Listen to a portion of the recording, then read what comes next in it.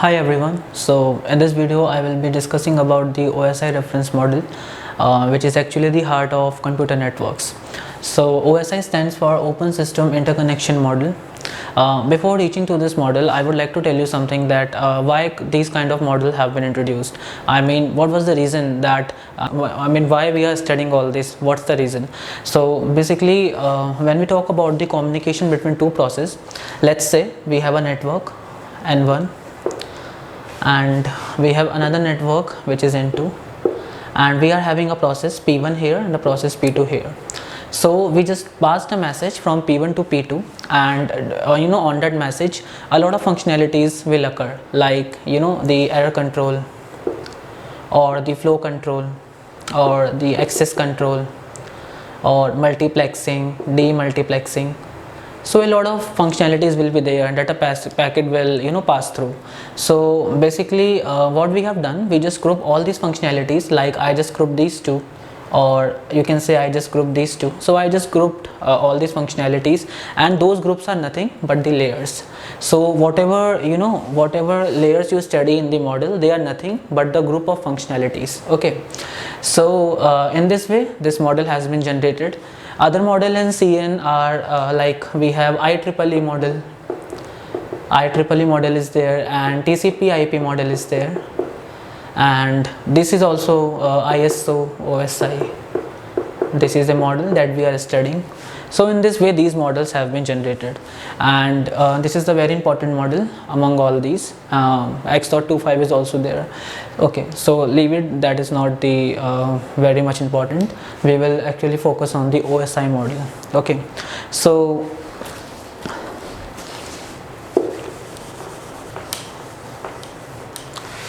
basically, as you can see, the OSI model has these 7 layers. These are actually the application layer, presentation layer, session layer, transport layer, network layer, data link layer, physical layer. So in the OSI reference model, these are the layers, and if you really want to learn them, just write the first alphabet of each layer, and you can make any sentence whichever you feel comfortable, that you think that you can easily learn. So you can make any sentence in order, like we learn the periodic table, the elements in the periodic table, in the same way you can learn it, and it is not a big task. Only 7 layers are there. Okay, so now I will tell you about each layer one by one, and we will discuss in detail. Okay, so let's begin. Okay, so firstly let's see the physical layer. It converts the signal into the bits. So whatever the message is coming from the application layer, it will pass through all the layers, and in the end the whole message will be converted into the bits. So this is done by the physical layer. Also deals with the electrical, mechanical and the functional characteristics. So it means that whatever physical link you are having, like suppose that you are having the optic medium, or you can say the wireless. So if it is optic, then the signal will be in the form of light, or if it is wireless, then it will be converted into the EM waves. Okay, so in this way it is ensured by the physical layer. Okay, so let's see various characteristics related to the physical layer. As you can see, the first thing is the encoding, and it is of two types, the Manchester and the differential Manchester. So when we talk about the Manchester encoding, as you can see that the straight Z is represented by 1 and the inverted Z is represented by 0. Okay, and a differential Manchester, the whatever signal is starting from the vertical edges, as you can see these are the vertical edges, those signals are represented by 0, and the signals that are starting with the horizontal edges, as you can see these horizontal, there are no vertical lines in this, that is represented by 1. So this is the differential Manchester. Okay, so next is the transmission mode. We are having the 3 kinds of transmission. First one is simplex, then half duplex, then full duplex. So in simplex what happens is there is a sender and there is a receiver, and only the sender can send the signal to receiver, and for the signal coming from the other side is not possible at all. So this is the simplex connection, and for example the antenna in the older times we use it. Okay, next is half duplex. In this what happens is there is a sender, there is a receiver, and at a particular moment of time either the sender can send the signal to receiver or the receiver can send the signal back to the sender. So at a particular moment of time only one side communication is possible, that is a half duplex, like the walkie-talkie, and other one is the full duplex. In this what happens is at a particular moment of time, the both can communicate with each other simultaneously. That is the sender and receiver, they can send signal to each other simultaneously. Okay, so that is the half duplex, like the mobile phones that we use nowadays. Okay, then comes the topologies. A lot of topologies are there. Topologies actually means the the physical structure of the network. Okay, like we have a lot of topologies like star topology, bus topology, mesh topology, ring topology. Okay, and another we have hybrid topology. So a lot of topologies are there. Okay, and they are nothing like suppose that I talk about the star topology, then a lot of hosts are there like this. There are a lot of computers and there is a central switch or central hub, we can say this is the hub, and like this they are connected like this. Okay, so as you can see, this is the star form. So this is the star. If we talk about the bus, then in this what happened is all the hosts are connected in a single line form like this. Wait a minute, like this they are serially connected, all the hosts. Here we are having a server and all the hosts are connected like this in the bus form. So this is the bus topology. Similarly, we have ring when all are in the circular form. Okay, then we are having the mesh. Mesh is like this, like they are 4 hosts and they are connected to each other in this order. So this is a mesh. Okay, so in this way these are the properties of physical layer. And okay, let's see the next layer. Yeah, so let's say this data link layer. So there are a lot of responsibilities that is handled by the data link layer, and the first one is the flow control. So basically when we send the packet from the sender to receiver, and if the packet get lost, then there should be a flow control between sender and receiver. That receiver should inform the sender properly that I have not received this packet, and every packet should be in order. Okay, so that is the flow control. And a lot of methods in flow control in computer networks are go stop and wait, SNW, that is stop and wait, GBN, which is go back n, and we also have SR method, which is selective repeat method. Okay, very soon I will be making videos on these flow control methods. Okay, so you can refer them from there. Or next is error control. Okay, so error control means if we are sending the packet and if during its journey some of the bits got corrupted somehow, so the receiver will receive the wrong packet. So these are the methods that are used to validate the data at the receiver side. So if receiver could validate data, so there are a lot of methods for that, like we can have CRC method, which stands for cyclic redundancy check, and other one is checksum. Okay, so next we have access control. So access control means suppose that there is a link and a lot of stations are connected, or we can say the host, a lot of hosts are connected, a lot of stations are connected. Okay, and they want to access the same channel. Okay, so they should not access simultaneously. That means suppose that this is also sending this is A and this is B. Okay, so A starts sending packet and B starts sending packet. A starts sending packet in this direction and B starts sending packet in this direction. Okay, so collision will be there. So it should not be like if you are accessing a link, then collision should not occur. So for that we have various methods, like we have CSMACD, and we also have token ring method, token rings. So these kind of methods are there that are used for the access control. Okay, so next is framing. So framing is nothing but taking a packet, putting it into the frame and then sending it. That is the framing. So there is a specific purpose for the use of framing. Definitely suppose that a lot of things are there in frame. Actually it is not a small topic. Okay, so framing is like this. This is a packet. Okay, and we just put it in a frame, and here we have the source address, sorry, the destination address. Okay, so whichever host matches this destination address, that will receive this frame.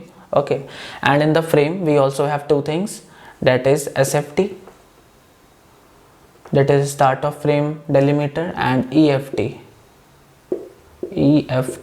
Okay, so it will start reading from here and it will came to know that the packet starts from here, that is the SFD, start of frame delimiter, and it will read the packet in this direction. And how it will know that till which point it has to read the packet? So for that we are having the EFT, that is end of frame delimiter. Okay, so this was the framing, and it also occurs at the data link layer. So next we are having the physical address. Okay, so what is the physical address? Firstly, I would like to tell you that suppose that this is a network and a lot of hosts are there in this network. Okay, so suppose that this is a network A with physical address PA. Okay, it is having the physical address PA. So in the entire network, no other host can have the same address, right? But this address can exist in other network. So physical address means address which is unique in a particular network. Okay, next thing is logical address. Okay, with this I would like to add on telling you this logical address. So logical address is nothing, suppose that this is a host B in network N1 and its logical address is LB. Fine. So in the entire world, in any network in entire world, no one can have this particular address. So logical address is unique globally and physical address is unique in a particular network. Okay, so this was the concepts. Okay, so as it is dealing with the physical addresses, and you may know about this, that MAC address is used to represent the physical address. Okay, so that's why at data link layer, when a packet comes, so at the tail the MAC address got added.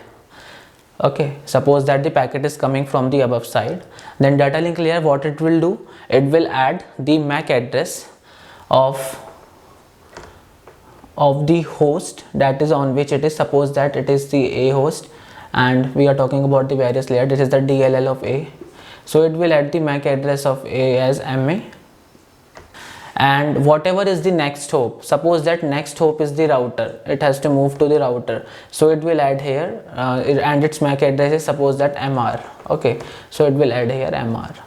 So this is the purpose of the data link layer. Okay, let's say the next layer. Yeah, so next layer is the network layer, and there are various responsibilities of this layer too, like we are having the congestion control. So the congestion control is nothing but, suppose that this is the sender and this is the receiver. Sender, when it will send the packet to the receiver, and suppose that the buffer at the receiver side is already full. Okay, so as you can see the buffer is already full, let us assume this, so it cannot receive this packet. Okay, so we should have a control over these things, so that is the congestion control, and it occurs at the network layer. Next we are having the host to host connectivity. It means that suppose that the packet to be finally sent from sender and this is the receiver, and there are a lot of things in between like routers and all. Okay, so it will be always providing this connectivity, which is actually the network layer. Okay, that is since at the network layer IP address got added in the packet, and those IP address will be of the source, that is IS, and I destination, that is IP address of the destination, and they are going to be static for the whole transmission of the packet, they will never be changed. So in this way they are providing the connectivity between the source and the destination. Okay, like previously I have told you that the data link layer, in that the MAC address will be added which was of the router. I have told you in data link layer, if you haven't listened to that carefully, then again see the data link part.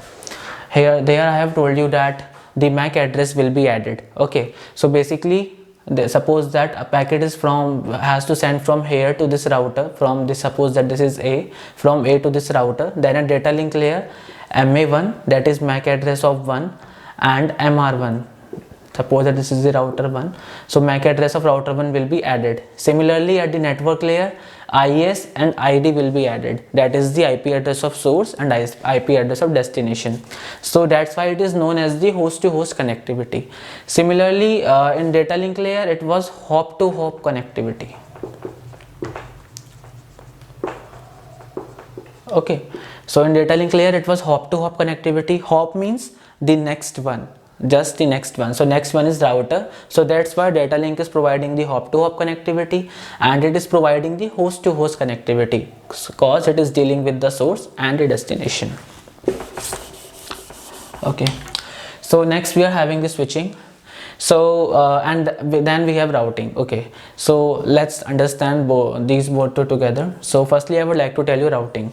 So routing is nothing but the process of building the routing table is known as the routing. Okay, so you may have seen the structure of routing table, like we are having the network IDs, and we are having the subnet mask, and then we are having the interfaces. Network ID, subnet mask, interfaces. Okay, so whatever IP is coming, we just make a AND with this SM, that is subnet mask. We will AND, and whatever from whichever row it will match, from whichever NID it will match. Suppose that it matches with this, with it is having interface ABC. Suppose that this first entry matches with this NID, so then we will choose the interface A. Okay, so basically routing is nothing but building this routing table. So building process of this routing table is routing. Okay, then is switching. So switching is using the routing table, we are choosing that where we have to send the packet. As I have told you that we will do AND of the IP, the whatever packet is coming, we will take its IP address and we will make its AND operation with the IP or with the subnet mask, and then we will get a NID and we will match that from which NID it is matching. Okay, so on that particular interface we will send. So this process is nothing but switching. Okay, so I hope that you are clear between these two. So next we are having the fragmentation. Okay, so fragmentation is nothing but see, suppose that this is a router and one side you are having a kind of network. Let's say you are having the token ring here, this is the token ring, and here you are having the Ethernet. Okay, this is the Ethernet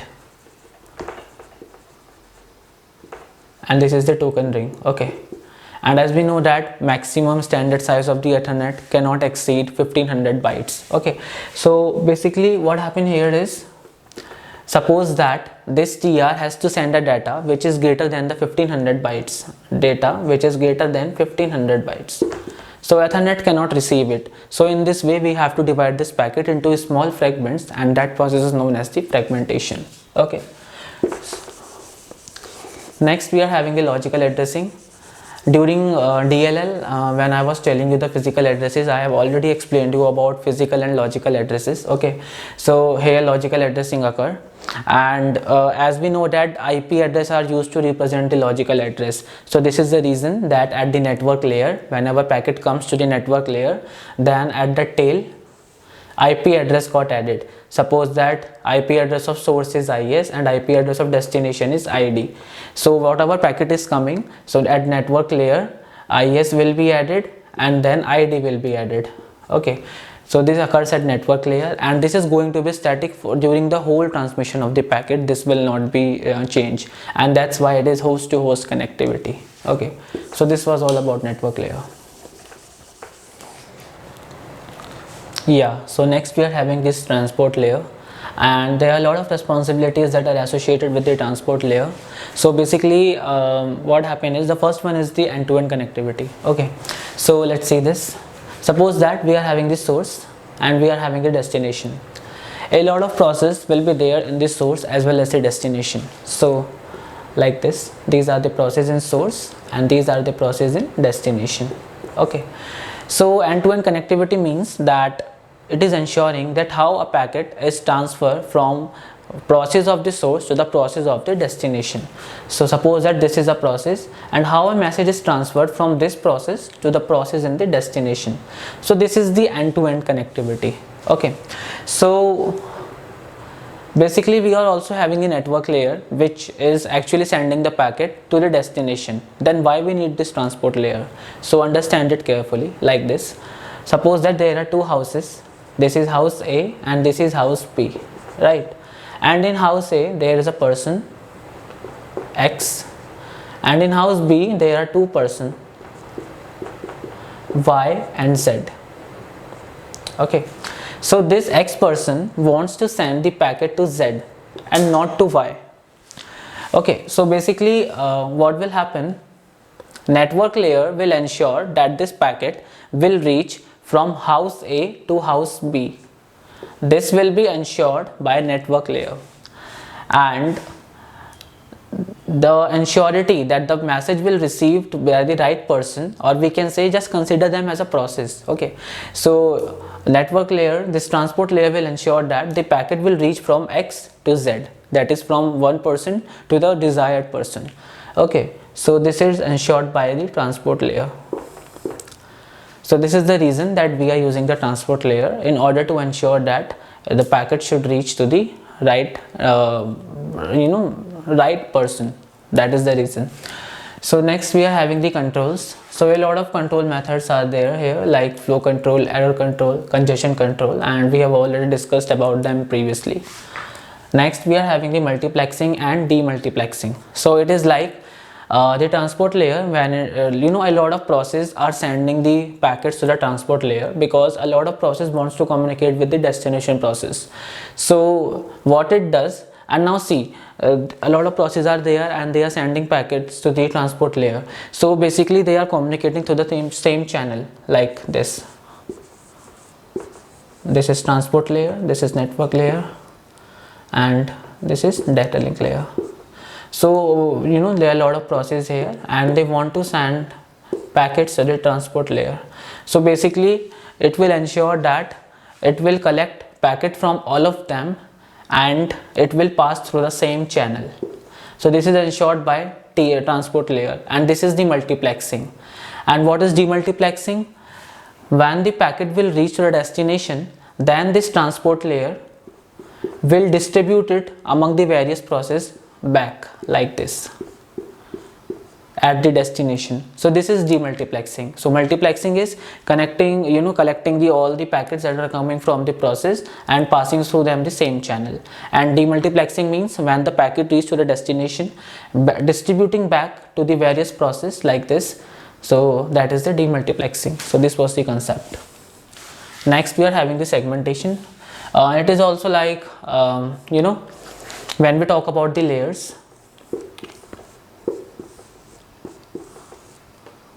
like we are having transport layer, network layer, data link layer, physical layer, right? So what happen is, above part of the transport layer is user oriented and the below part is network oriented. So suppose that a large packet is coming from the above side, and its network's MTU is quite small, or its capacity is small to hold that packet. So transport layer will divide the packet into the small segments and then it will pass it to the further network. So this was the segmentation. Okay, so this was all about the transport layer. Yeah, so next we are having this session layer and presentation layer.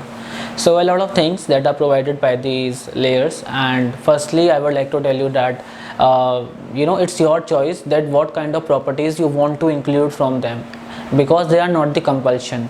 It's like whatever user want to just choose whatever facilities he want to get, so accordingly he can choose properties from these layers. Okay, so this is completely user oriented and it's your choice that what you want to include. So the first property is the authorization and authentication. So this is actually dealing with the security purpose.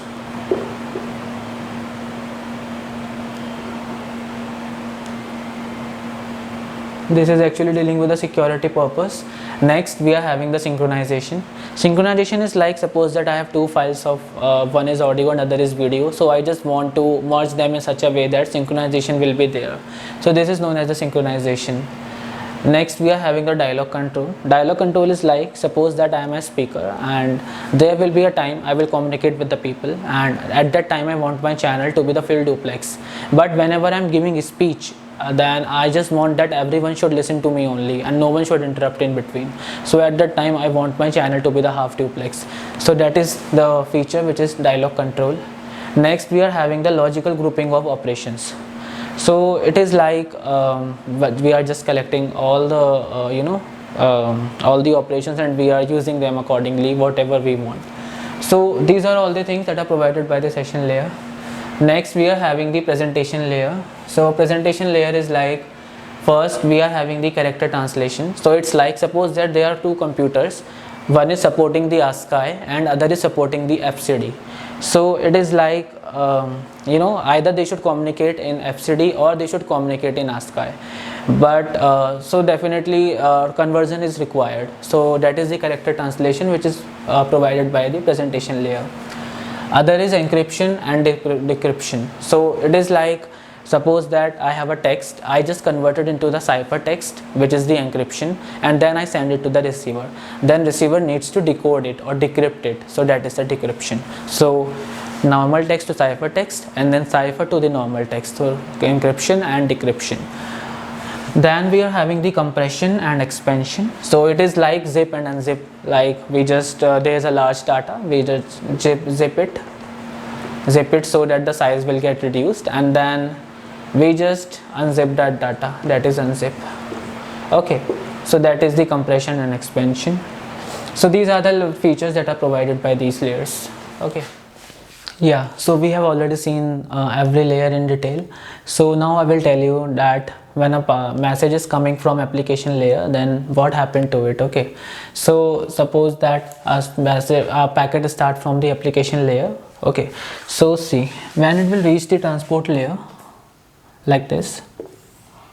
So I have already told you that transport layer is end-to-end connectivity. So here port numbers will be added. So this is the port number of source, PS, and this is port number of destination, that is PD. Okay, so this is the end-to-end connectivity. Then the packet will come to the network layer, and I have told you that network layer provides the host-to-host connectivity. So here IP address will be added. So it will be like, here we have PS and PD, which is added by the transport layer, and then we have IP address of source and IP address of destination. Okay, so this is the host to host connectivity. Then we have the data link layer, and I have told you that it provides the hop to hop connectivity, right? So in this way, when the packet will come here, we will have PS, and a lot of things will be there like data and all here in this particular part. So I'm just writing the sufficient part, like PS, that is port of source, and this is port of destination, which is added by the transport. Then we have IS and ID, which is added by the network, and then we will have MAC address of source, and then MAC address of next hop, NH, next hop. Okay, and when this packet will reach to the next hop, then the MS, that is MAC of source, will be replaced by the MAC of the next hop, and this MAC of next hop will be replaced by the MAC of next to next hop. Okay, so I'm just saying that, suppose that this is a router R1 and the packet is on R1, so, and this is a router R2. Okay, so when this packet is on R1, then data link layer will add MR1, that is the MAC address of router 1, and MR2, that is MAC address of router 2. Okay, so when this packet will reach from R1 to R2, okay, so then at R2 what will happen, data link layer will add these addresses like MR2, that is source, which is R2, MAC address of R2, and whatever is the next hop, it could be R3 or it could be our destination. So whatever is the next hop, so that will be added. Okay, so in this way data link layer works. Okay, let's make it source and next hop. So it is universally MAC address of present hop and MAC address of next hop. Okay, and then we are having the physical layer, and I have already told you that it will convert the whole message into the bits, and then it will transfer the packet to the next one. Okay, so these are the things that are very much important in the OSI model, and this was all about this layer. And I hope that you liked my video. If you like this video, then please make sure to subscribe to my channel, and please like this video, share it with your friends, and I will be making more videos on such concepts. You can comment me down that on what video, on what topic you want the videos. Okay, so thank you so much.